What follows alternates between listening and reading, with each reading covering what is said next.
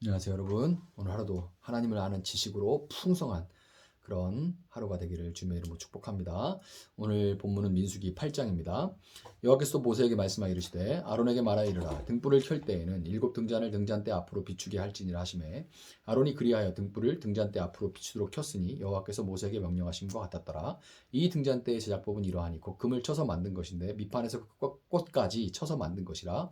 모세가 여호와께서 자기에게 보이신 양식을 따라 이 등잔대를 만들었더라. 여호와께서 모세에게 말씀하여 이르시되 이스라엘 자손 중에서 레위인을 데려다가 정결하게 하라. 너는 이같이 하여 그들을 정결하게 하되 곧 속죄의 물을 그들에게 뿌리고 그들의 전신을 삭도로 밀게 하고 그 의복을 빨게 하여 몸을 정결하게 하고 또 그들에게 수송아지 한 마리를 번제물로 기름 섞은 고운 가루를 그 소제물로 가져오게 하고 그 외에 너는 또 수송아지 한 마리를 속죄제물로 가져오고 레위인을 회막 앞에 나오게 하고 이스라엘 자손의 온 회중을 모으고 레위인을 여호와 앞에 나오게 하고 이스라엘 자손이 그들에게 안수하게 한 후에 아론이 이스라엘 자손을 위하여 레위인을 흔들어 바치는 제물로 여호와 앞에 드릴지니 이는 그들에게 여호와께 봉사하게 하기 위함이라. 레위인으로 수송아지들의 머리에 안수하게 하고 네가 그 하나는 속죄제물로 하나는 번제물로 여호와께 드려 레위인을 속죄하고 레위인을 아론과 그의 아들들 앞에 세워 여호와께 유제로 드릴지니라. 너는 이같이 이스라엘 자손 중에서 레위인을 구별하라. 그리하면 그들이 내게 속할 것이라. 네가 그들을 정결하게 하여 유제로 드린 후에 그들이 회막에 들어가서 봉사할 것이니라. 그들은 이스라엘 자손 중에서 내게 온전히 드린 바 된 자라. 이스라엘 자손 중 모든 초태생 곧 모든 처음 태어난 자 대신 내가 그들을 취하였나니 이스라엘 자손 중에 처음 태어난 것은 사람이든지 짐승이든 다 내게 속하였음은 내가 애굽 땅에서 모든 처음 태어난 자를 치던 날에 그들을 내게 구별하였습니다. 이러므로 내가 이스라엘 자손 중 모든 처음 태어난 자 대신 레위인을 취하였느니라. 내가 이스라엘 자손 중에서 레위인을 취하여 그들을 아론과 그의 아들들에게 주어 그들로 회막에서 이스라엘 자손을 대신하여 봉사하게 하며 또 이스라엘 자손을 위하여 속죄하게 하였나니 이는 이스라엘 자손이 성소에 가까이 할 때에 그들 중에 재앙이 없게 하려 하였음이니라. 모세와 아론과 이스라엘 자손의 온 회중이 여호와께서 레위인에 대하여 모세에게 명령하신 것을 다 따라 레위인에게 행하였을 때 곧 이스라엘 자손이 그와 같이 그들에게 행하였더라. 레위인이 이에 죄에서 스스로 깨끗하게 하고 그들의 옷을 빨매 아론이 그들을 여호와 앞에 요제로 드리고 그가 또 그들을 위하여 속죄하여 정결하게 한 후에 레위인이 회막에 들어가서 아론과 그의 아들들 앞에서 봉사하니라. 여호와께서 레위인의 일에 대하여 모세에게 명령하게 하신 것을 따라 그와 같이 그들에게 행하였더라.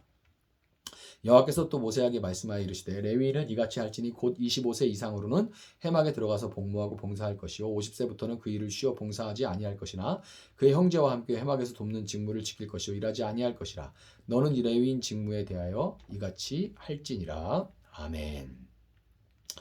자, 민수기 1장부터 10장에는 신의 광야에서의 1년을 갈무리하고 가나안을 향한 행진을 시작하기에 앞서 하나님께서 모세를 통해 이스라엘에게 명령하신 이런저런 일들이 기록이 되어 있습니다. 그동안 이제 쭉 봤죠. 그동안 이제 그렇게 살펴본 것과 같이 하나님께서 명령하신 것들에는 그냥 이유가 없는 게 아니죠. 다 이유가 있고 또 모세가 그 하나님의 명령을 이렇게 시간 순서가 아니라 그 의미 순서대로 이렇게 배치를 해서 무슨 말씀을 하고 싶은 건지 우리에게 분명하게 이렇게 전달을 하고 있어요. 그래서 그 하나님 명령하신 것들을 면면히 보자면 이스라엘이 광야를 행진하고 가나안 땅에 들어가는 이유와 목적에 대해서 뭐라고 합니까? 광야 행진은 하나님의 말씀에 순종하는 군대로서의 훈련 과정이고 즉각 순종해서 복종하는 따라가는 그런 군대로서의 훈련 과정이고 군인들은 일단 사명을 받으면 즉각 순종해서 결국 그것을 이루기 위해서 자기 목숨을 바치는 그런 집단이죠. 그러니까 그런 군사가 되기 위한 훈련 과정이고 또 이미 거룩하게 부름받은 자들이 그 거룩을 몸에 또 일상에 체화하는 그런 과정이라고 말씀을 드렸습니다. 그래서 그 행군의 목적에 대해서 하나님 명령하신 걸 통해서 우리가 그동안 이제 살펴봤죠. 오늘 본문인 민수기 8장에서 하나님께서 명하신 뜬금없이 어떻게 보면 좀 뜬금없죠? 등잔을 차려놓는 방식 갑자기 나오는 것 같아요. 문맥이 이게 너무 난데없다 그럴 수 있지만 이 흐름에서 그것의 연장선상에 놓여 있다라고 보시면 이제 우리가 조금 그 의미를 알 수가 있는 겁니다. 2절에서 하나님은 성소의 등불을 켤 때에는 7등잔을 등잔대 앞으로 비추게 하라 이렇게 말씀하십니다. 이것은 우선은 먼저 그 의미는 등잔대의 빛이 맞은편에 자리 잡고 있는 진설병이 놓여 있는 떡상을 향해 비추도록 하라 하는 그런 말씀이에요. 그래서 성령님의 비춰주시는 빛으로, 이제 등잔 때는 성령님을 의미한다고, 상징한다고 말씀을 몇 번 드렸었죠. 그 성령님의 비춰주시는 그 빛으로 말씀이신 예수님을 우리가 먹으며 그 말씀을 깨닫고 먹을 때 하나가 음식과 하나가 되듯이 그 예수님은 말씀을 먹고 하나가 되라 하는 그런 의미를 가지고 있습니다. 그게 우선적인 의미예요. 그렇지만 특별히 오늘 본문에는 굳이 앞으로라는 단어가 기록되어서 강조되어 있죠. 뭐 굳이 앞으로라고 안 해도 빛이 이렇게 그 전면을, 뒤쪽은 이제 텐트니까 전면을 향해서 빛이 나가게 돼 있죠.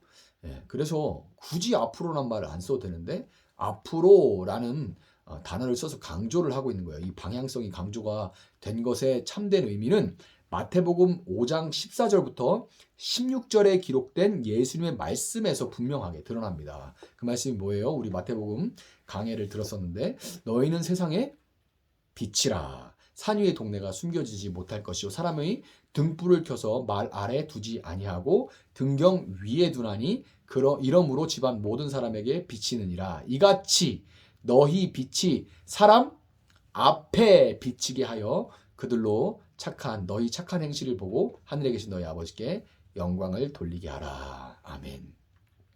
여러분, 광야의 행진은 성령의 조명 아래 깨달은 하나님 말씀을 세상 속에서, 일상 속에서 순종하며 살아감으로써 사람들로 하여금 하나님을 알고 그분께 영광을 돌리도록 살아가도록 하기 위한 그런 훈련인 거예요. 이렇게 볼 때 광야를 지나 가나안에 들어가 그 땅을 정복한다는 것은 기독교를 적대시하는 어떤 사람들의 비난과 같이 힘으로 가나안 사람들을 죽이고 막 어느 사찰에 들어가가지고 막 불상들 목 자르고 막 세상을 적대시해가지고 막 교회와 세상을 막 그 바깥 뭐라 해야지, 세상, 우리가 이제 저도 쉽게 세상 얘기를 하는데 교회도 세상 속에 속해 있죠. 그런데 이제 꼭 구별을 해가지고 적대시하고 공격적이고 막 이렇게, 그리고 뭔가 우리는 진리가 있고 저기는 진리가 없으니 우리가 높고 이런 식으로 생각하는, 그렇게 비난을 하죠. 기독교를 적대시하는 그런 사람들이. 그래서 막 기독교는 힘으로 막 그렇게 세상을 정복하려고 한다. 또 기독교도 그런 모습을 많이 보여줬고요, 한때. 그런데 그것이 아니라 그 가나안 사람들을 죽이고 그 땅을 힘으로 빼앗기 위한 그런 것이 가나안 정복이 아닌 거예요. 가나안 정복은 하나님 말씀을 정면으로 위반하면서 죽음과 음란의 문화로 뒤덮인 그 땅을 하나님의 말씀으로 정복하여, 말만 많이 한다는 게 아니라 그 말씀을 내가 먹고 그 말씀을 살아내는 그것으로 정복하여 회복하는 것, 바로 오늘을 살아가는 우리에게 주시는 하나님의 동일한 명령인 거예요. 가나안의 광야를 행진하는 이스라엘 백성에 주신 그 명령, 동일한 명령이 오늘 우리에게 주시는 그 하나님의 명령인 겁니다. 하나님 이집트에서 건져내어서 친백성 삼으신 자들에게 맡기신 이 귀한 사명에 이어지는 내용이 뭐냐면 다름 아닌 레위인에 관한 겁니다. 이게 어떻게 이어지나 싶죠. 12지파의 배치에도 레위인의 위치와 역할이 중요하게 다뤄졌었는데, 동서남북 배치하면서 성막 가까이에는 레위인들이 진을 치게 하고 뭐 이런 내용들이 그 앞전에 있었죠. 그 레위인의 역할이 그때도 중요하게 다뤄졌었는데, 백성들이 세상의 빛으로서 사명을 수행하는 데 있어서도 레위인, 즉 목회자, 뭐 찬양 인도자, 이런 교역자들의 위치와 역할이 재차 강조가 된 거예요. 사회적으로 목회자의 위신이 땅에 떨어진 상황입니다. 땅에 떨어져, 어제도 아주 뉴스에서, 저녁 뉴스에서 한 꼭지 크게 다루더라고요. 그 저쪽 전라도 쪽에 큰 대형 교회에서 세습하는, 그것도 편법으로 세습하는 그 내용이 아주 큰 꼭지로 다뤄지고 있더라고요. 아주 목회자 위신이 땅에 떨어질 대로 떨어져 있죠. 물론 변명거리는 있습니다. 이 직업 분류에 성직자라고 표기된 사람들, 물론 이제 많은 직업 분류가 성직자라는 게 안 들어있는 경우가 많지만 굳이 분류하자면 성직자로 돼 있죠. 저와 같은 이런 목회자들은 성직자 직업 카테고리에 들어가 있어요. 그런 사람들 중에 기독교의 목회자는 그 특성상 타종교에 비해 세속에 뒤덮여 살아갑니다. 뒤섞여 살아가요. 천주교나 불교와 같이 결혼을 하지 않는 것도 아니고 어떻게 세상에서 좀 동떨어져 있는 사찰 같은 곳에 지내는 것도 아니고 가정을 꾸리고 살아가면서 저도 아파트 살고 여러분도 아파트 살고 제가 절에 사는 게 아니잖아요. 사찰에 사는 게. 가정을 꾸리고 살아가면서 교회에서는 성직자로, 가정에서는 가장으로, 그것도 본이 되는 가정을 꾸려야 하는 부담을 갖고 살고 있죠. 전에 불교 승려를 초대해서 대담을 나누는 한 강연을 제가 이제 본 적이 있습니다. 그런데 참석자 중에 한 사람이 스님에게 말을 듣지 않는 자녀를 어떻게 해야 될지 답답해하면서 이렇게 질문을 하는 것을 본 적이 있어요. 스님은 스님답게 자녀 또한 내 것이 아니니까 공수래 공수거, 내 것이 아니니까 놓아주십시오. 당신이 집착해서 그런 겁니다. 집착해서 벗어나야 됩니다. 집착을 한다고 그 자녀가 내 마음대로 됩니까? 뭐 이런 식으로 이제 이야기를 하셨는데 솔직히 말해서 저는 심한 모멸감을 느꼈습니다. 그리고 그런 질문을 출가한 스님에게 물은 사람에게도 또 자녀 때문에 피멍이 들어있는 그 가슴에 그렇게 쉽게 증문즉서를 시전하는 스님에게도 분노가 치미는 것을 느꼈어요. 그 스님이 어떻게 알아요, 그거를? 여러분, 가정을 먹여 살려야 하는 가장과 성직자 사이에서 아슬아슬한 줄타기를 해야만 하는 것이 목회자의 숙명이겠죠. 특별히 한국교회의 주류인 장로교는 타 교단의 감리교나 성결이나 이런 타 교단에 비해서도 중앙의 지원이 전혀 없이 철저하게 각자 도생을 하도록 하기 때문에 덕분에 막 살아남아야 되니까 막 교회가 성장하는 때가 있었어요. 막 살아남아야 되니까 생존의 문제거든요. 그런 어떤 이점이라면 이점일 수는 있지만 반대로 이게 이제 그 많은 그런 성장으로 인한 세습, 성장 위주의 이런 쪽으로 가게 된 부작용들을 낳게 된 그런 원인 중에 하나이기도 합니다. 이렇게 전혀 중앙에 어떤 지원이 없이 각자 도생을 해야 되기 때문에 더 큰 부담이 한층 더한 것이 사실이에요. 그렇지만 그럼에도 불구하고 이토록 목회자의 위상이 땅에 떨어지게 된 데에는 목회자 스스로의 숱한 과오가 있기 때문에 입이 10개라도 할 말이 없습니다. 나는 안 했어. 이게 아니에요. 다 똑같습니다. 목회자는. 그냥 목회자는 한 집단이기 때문에 나는 아니다. 이렇게 말할 게 아니에요. 똑같은 죄를 저지르고 있는 거예요. 그래서 그 스스로 그렇게 만든 거기 때문에 입이 10개라도 할 말이 없죠. 하나님께서 레위인들에게 속죄의 물로 죄를 씻고 전신을 삭도로 밀고 의복을 빨게 하셨던 것처럼 철저한 통의 자복과 함께 새로운 결단을 해야만 하는 것입니다. 어떤 분이 저에게 목사님도 이제 한 교회를 대표하게 됐는데 위신을 좀 생각하세요 하는 그런 말씀을 하신 적이 있어요.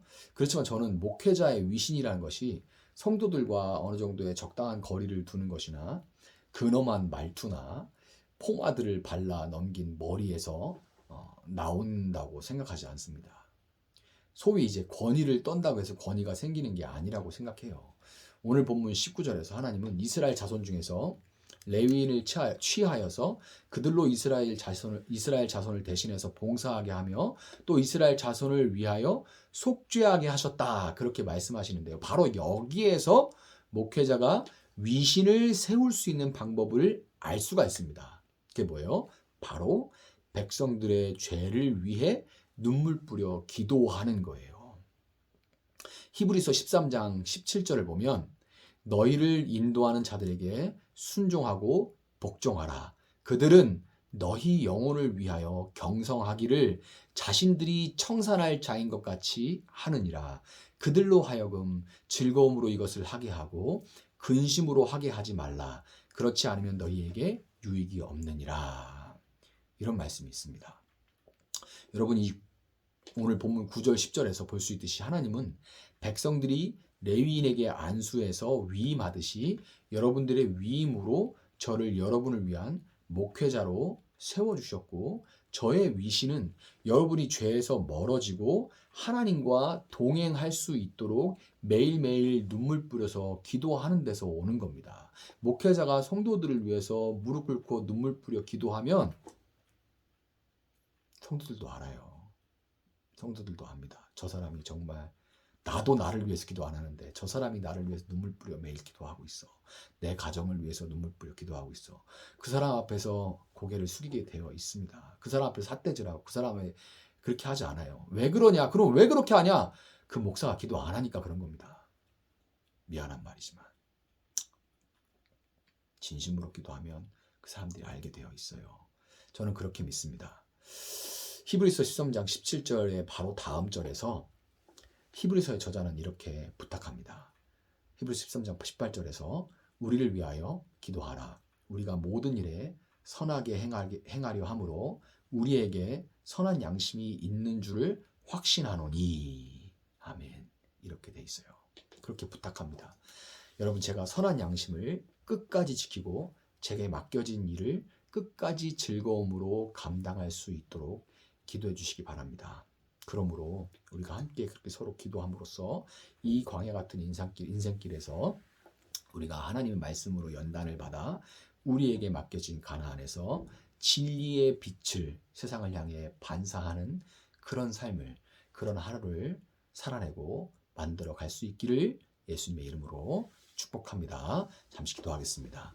사랑하시는 하나님, 감사합니다. 하나님, 우리는 세상의 빛으로 세움을 받았습니다. 하나님의 그 놀라운 빛을 세상을 향해서 우리가 반사하며 세상 사람들로 그 진리의 빛, 구원의 빛, 생명의 빛을 알 수 있도록 해야만 하겠는데, 하나님, 우리가 너무나도 어리석습니다. 저와 또 우리 성도들 함께 날마다 깨워주셔서 하나님, 우리가 서로를 위해 기도하게 하시고, 그러므로 우리가 이 광야길을 걸어가며 정말 그렇게 빛 대신 하나님을 증거하는, 반사하는 그런 하루를 살아가고 만들어갈 수 있도록 하나님 함께하여 주시옵소서. 특별히 저에게 하나님 기도의 기름을 부어주셔서 정말 성도들 한 사람 한 사람 품고 기도할 수 있게 하여 주시고, 그 진심이 그들에게 다, 그들도 저를 위해서 기도할 수 있는, 그래서 우리가 온전한 주님 안에 한 몸을 이뤄갈 수 있도록 하나님 함께하여 주시기를 원합니다. 감사하며 예수님의 이름으로 기도합니다. 아멘. 주신 말씀 붙들고 계속해서 기도하겠습니다.